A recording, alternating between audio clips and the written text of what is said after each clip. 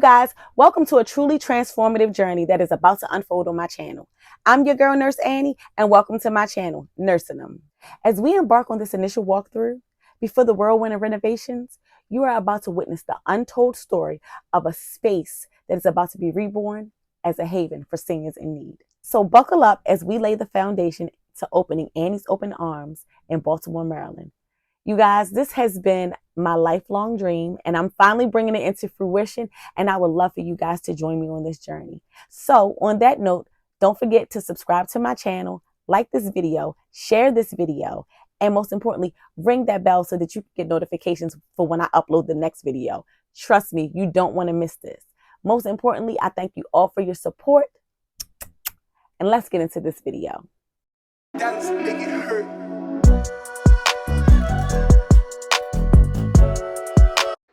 Okay guys, so let's get into this walkthrough. This is the front lawn. The front lawn is extremely big. It has a lot of trees, which means a lot of leaves, which means a lot of yard work, raking and blowing leaves and all that good stuff.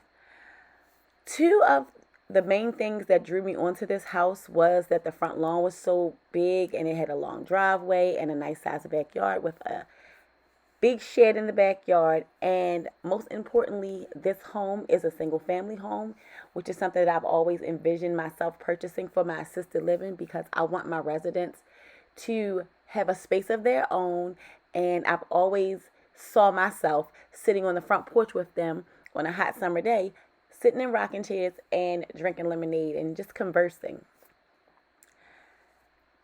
The front porch, as you can see, needs a lot of work. The concrete is cracked and broken. The ceiling has a hole in it. The previous owner basically, like, you would have thought that he just upped and ran out in the night one night and just left everything. And when I say everything, he literally left everything in this house. This is going to be the first bedroom. And this bedroom is on the main level, which is a very good selling point when you are promoting a assisted living because you may have someone that can't go up the steps. So the first bedroom on the main level is like a bonus. This room will be a single room. And just to give you a little backstory on the house was built in 1925. It's only had two previous owners before myself. And the owner that I purchased it from, he bought this house in 1974 and has not done anything to this house really since he bought it. As you can see, this is the original wallpaper that he put in this room, which was actually his son's room. And those are the original planes that the Wright brothers flew. Now going into the living room area, you can see that the walls have like wooden baseboards. There's a drop ceiling. And then we have this chimney here, which was just kind of taking up space. So what I did was remove this chimney so that I can expand the bathroom. This bathroom is very small. As you can see, it only has a toilet and a sink in it. And I wanted to make this a fully functional bathroom. So we're going to add in a walk-in shower and extend this bathroom so that the resident that lives on the first floor will be able to use the restroom, won't have to go up and down the steps, can take his shower and everything. Now going into the dining area, you can see the checkerboard floors. And again, this ceiling was a drop ceiling, which I absolutely hate. But what I did fall in love with is the fact that it had these beams and it was arched the way it is. And it gives this dining area a more spacious feel. I initially wanted to save this light because I thought it might have been like an antique or something, but we ended up getting rid of it. It just kind of reminds me of like a wagon wheel. Now my favorite part of the house is the dining / kitchen area, and as you can see, no central air and no gas heat. They have radiator heat, which we're going to put in the HVAC system, and we're going to get us some gas heat up in here. Now, what I also plan on doing is making this kitchen and dining area an open concept because right now the kitchen is very small. And of course, you know, we're going to need space because we're going to have people living in here, eating and all that good stuff. So we're definitely going to need space. So the walls will come out and we're going to expand this area and make it a more open concept. Now, back here off of like the dining slash kitchen area is a pantry. And I was having an extremely hard time getting the door open because I wanted to go back there and kind of film and show you guys, how big the space was and basically let you know what I planned on doing with it. But it's definitely like a pantry area, and I'm going to give you guys a little peek through the window. You can see it's a whole bunch of mess and junk back there, and that's the backyard through that window. So it's going to take a lot of work to get this house up to par, to pass inspections and all of that good stuff so we can get up and running and be a fully functional operating assisted living. Now, this area is the basement. I dreaded coming down here for quite a few reasons. One, being as though the basement was not finished. Two, these steps are very, very steep. I thought I was going to break my neck. Three, because I don't know what's in this basement, honestly. I've come down here maybe one time before this and I saw the cages. I don't even think I came down all the way. Of course, I'm not going back there into the darkness because I have no idea what's back there, but it's a bunch of paint cans and cages, and I planned on getting this finished, but I took the money to get this basement finished, and I had to build a trench around the basement because the basement, when it would rain, the walls would flood, like with water would pour from the walls like somebody was pouring water into a glass. So what I ended up doing was getting a trench built around and then getting 2 sump pumps installed.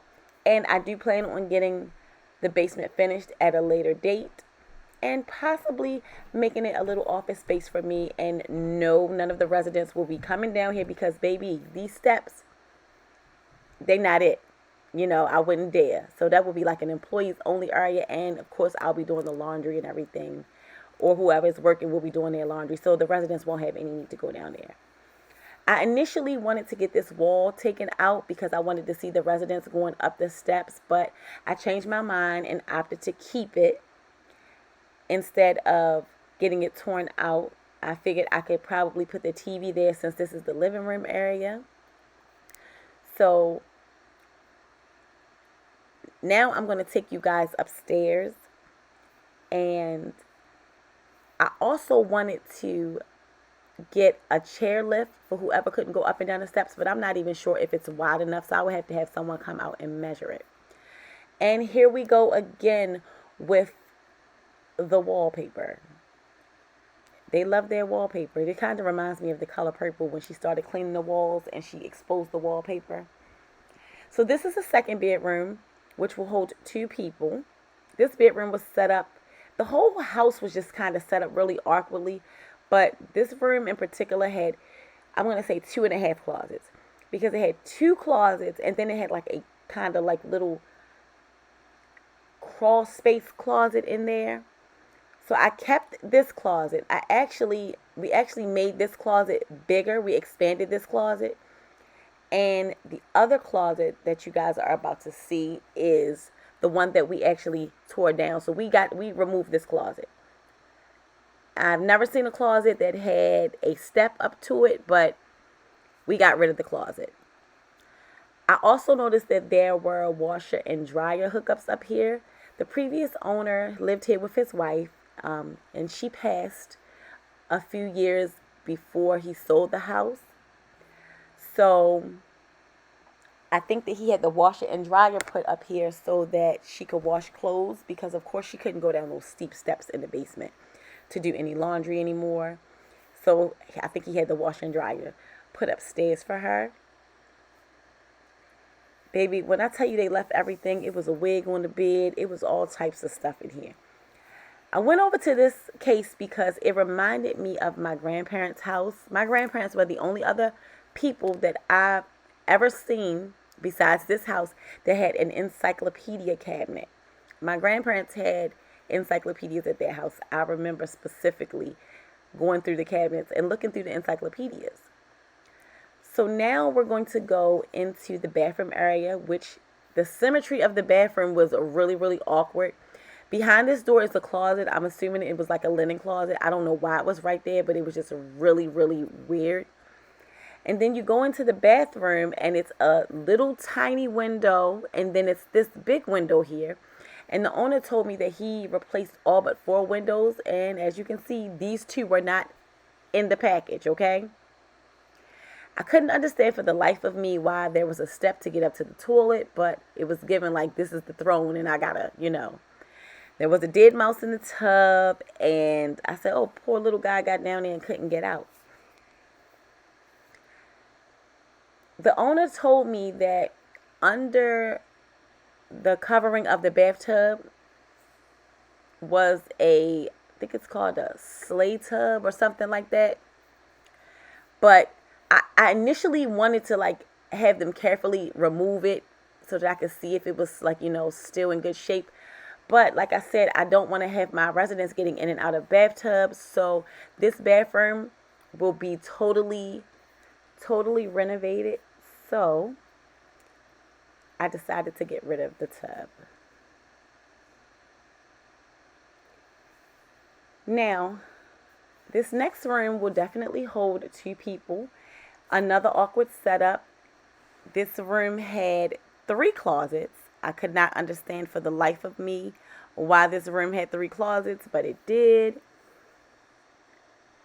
I'm going to keep this closet here and say hi to Dorian, guys.